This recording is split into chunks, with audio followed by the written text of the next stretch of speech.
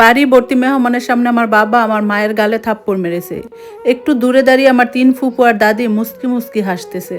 এদিকে আমার মা লজ্জায় মাথা নিচু করে রাখছে। আমার বাপের দেওয়া থাপ্পড়টা এত জোরে ছিল যে আমার মায়ের ঠোঁটের কোণ থেকে রক্ত বের হচ্ছিল। ফর্সা গালে 5টা আঙ্গুলের ছাপ বসে গেছে। এদিকে আমার ছোট বোন শার্টের কলার ধরে মুখ লুকাচ্ছে। বাবাকে সে প্রচন্ড ভয় পায়। বাবার ভালোবাসা যে কি সেটা তো সে জানেই না। আমার মাকে থাপ্পড় মারার কারণ, এইবারই তো অবশ্য থাপ্পড় মারার কোনো কারণই লাগে না, শুধু আমার মাকে মারতে। আমার ফুফাতো বোনের জন্মদিন, ও আজকে দেশি মুরগির ঝাল ঝাল ঝোল খেতে চেয়েছিল। সেটা আমার দাদি আমার মাকে জানাতে ভুলে গিয়েছিল, যদিও এখন সেটা আমার দাদি অস্বীকার করতেছে। অন্যদিকে আমার ছোট বোন কিছুদিন যাবৎ রোস্ট খাওয়ার বাহানা করতেছে। দাদির কথা, এখন পর্যন্ত আমার বোনটাকে রোস্ট রান্না করে দেওয়া হয় নাই।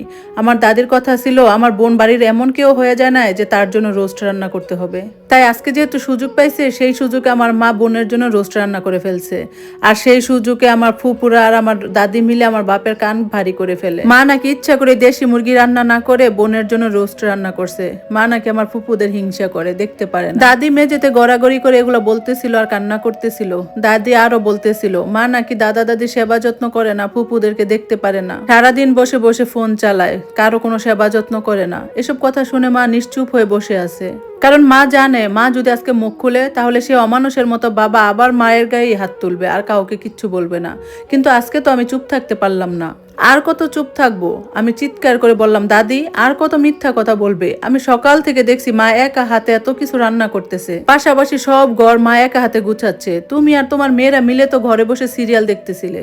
আমার মা যদি ঘরে বসে সিরিয়ালই দেখতো তাহলে পুরো বাসাটা এত সুন্দর করে কে সাজালো? এত তো রান্না বান্না কে করলো? দাদি আমার কোনো কথা কানেই নিলেন না। দাদি সেই প্যান প্যান করে বাবাকে এত কথা শোনাতে লাগলো। দেখ দেখ বাবা, একটু রান্না করছে বলে আজকে খুঁটা শুনতে হইতেছে। আমার এই ছোট নাতনিটাকেও আমার বিরুদ্ধে লেলাই দিছে। বাবা তখন রেগে মেগে আমার দিকে তাকিয়ে বলল, সাজ্জাদ, বড়দের মধ্যে কথা বলতে এসো না। আমাকে রাগানোর ফল কিন্তু ভালো হবে না।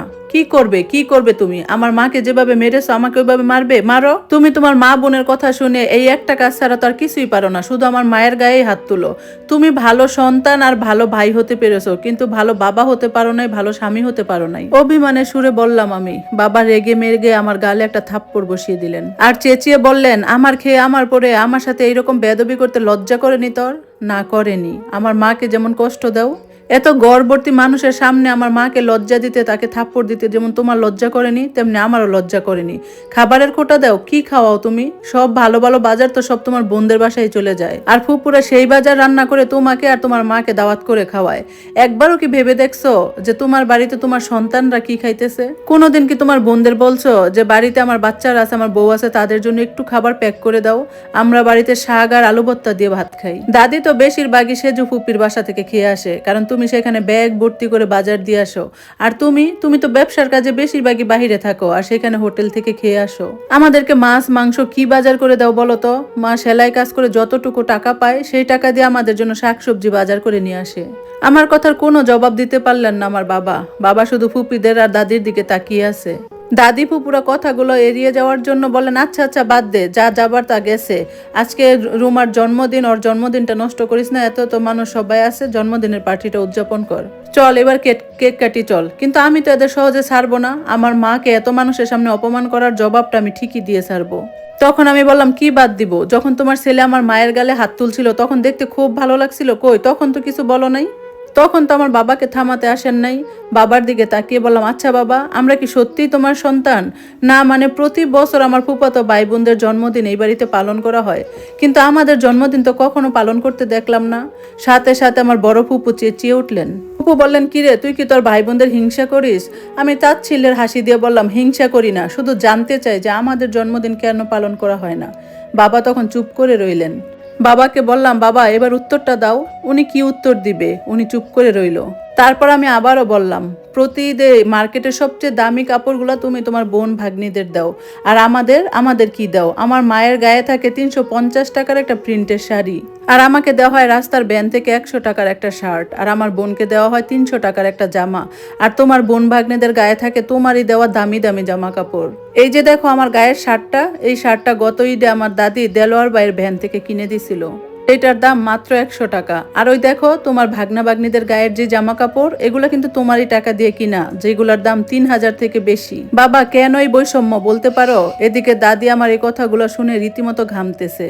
কথাগুলো ধামাচাপা দিতে আবারও নতুন নাটক শুরু করলেন। দৌড়ে গিয়ে আমার মায়ের পায়ের কাছে গিয়ে বললেন, আমি তোর পায়ে ধরি, তুই আর নাটক করিস না, আর আমাকে দোষ দিস না, আর আমার বদনাম করিস না। আমি না হয় একটু আমার মেয়ের ঘরে নাতিপুতিদের দামি কাপড় চোপড় দেই, আর তাই পেটে পেটে এত হিংসা?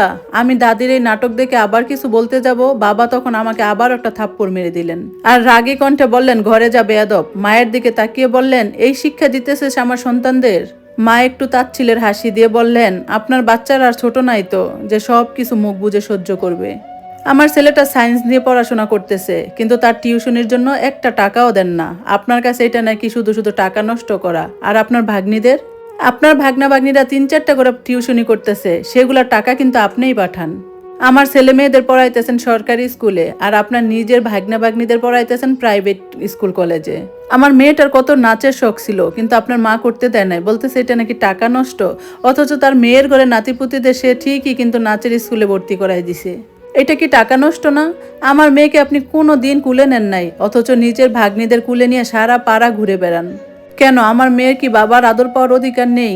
এতদিন মুখ বুজে সব সহ্য করছি শুধু সন্তানদের জন্য, কারণ আমি তাদেরকে বাবা ছাড়া করতে চাইনি। কিন্তু আজকে ছেলের মুখের কথা শুনে আর মেয়ের মুখের ভয় দেখে আমি বুঝতে পারছি যে তারা বাবা ছাড়াই ভালো থাকবে।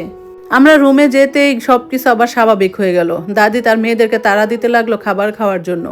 আমার বাবা স্থির হতে পারলো না, গিয়ে একটা চেয়ারে বসে রইল। কিছুক্ষণ পরে 2টা ব্যাগ হাতে নিয়ে আমার মা বেরিয়ে আসলো। স্ত্রীকে ব্যাগ হাতে দেখে আমার বাবা অবাক হয়ে গেলেন। বাবা মায়ের হাত ধরে বললেন, এই রাতে আর কোন নাটক শুরু করলে? আমার মা তখন বলল, নাটক না, আমি আমার ছেলে মেয়েদেরকে একটা সুন্দর জীবন দিতে চাই, আর যেটা এই বাড়িতে থেকে সম্ভব না। বাবা বললেন, যা বলতেছো ভেবে চিনতে বলতেছো তো? কারণ এই বাড়ির চৌকাট পেরিয়ে বের হয়ে গেলে কিন্তু আর কখনো ঢুকতে পারবে না। আমার মা বললেন, এটাই তো চাই, 16 বছর অনেক সহ্য করছি। আমার দাদি এসে বললেন, এসব কি বলতেছো বৌমা, ঘরে যাও। বাবা মা কি তোমাকে কোনো শিক্ষা দেয় নাই, ছোট লোকের মেয়ে?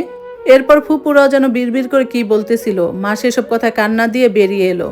রিকশায় বসে মায়ের মুখের দিকে আলগোছে তাকালাম। দেখলাম তার মুখে মুক্তির হাসি, আত্মবিশ্বাসের হাসি, আত্মসম্মানের হাসি।